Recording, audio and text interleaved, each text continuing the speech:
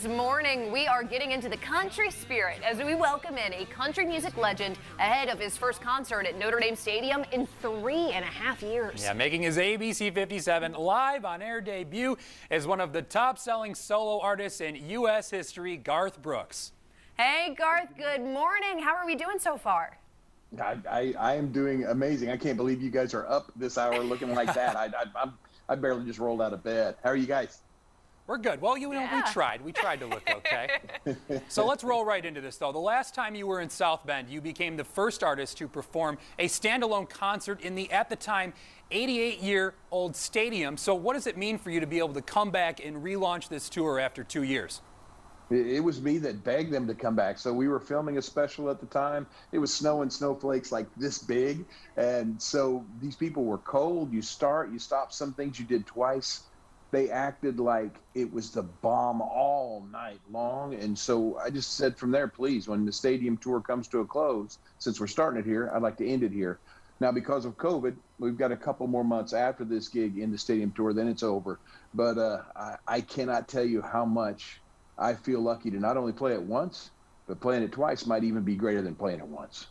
And Garth, let me tell you, I have so many family friends from around this area that were at that first concert. The size of the snowflakes was no exaggeration from the pictures I've seen. But when you launched that they were so sweet. Right? People loved it. And hey, the weather didn't affect it at all. Thankfully, though, when you launched that stadium tour in March of 2019, that was actually the best-selling country music tour of the year. But of course, like you said, the pandemic hit. What have these 2 years been like for you? Do you still feel like you have that connection with the fans? Oh, yeah. I mean, they're just, we're all the same, right?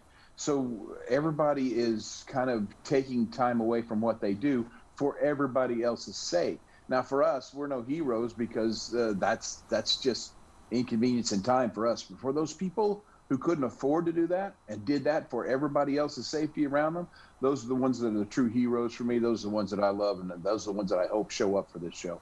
Mm-hmm. So what can fans expect when they head out to the stands on May 7th?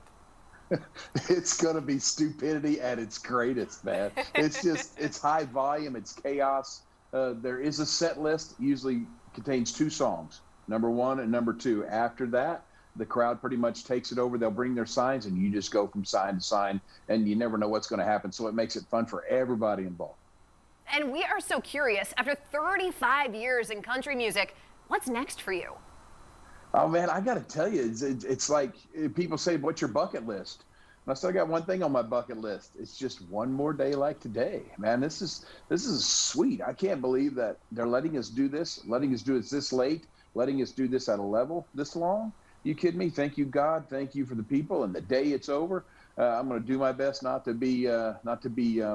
to understand how lucky I was for as long as I got to play. So we'll see. It's in somebody's hands, not mine.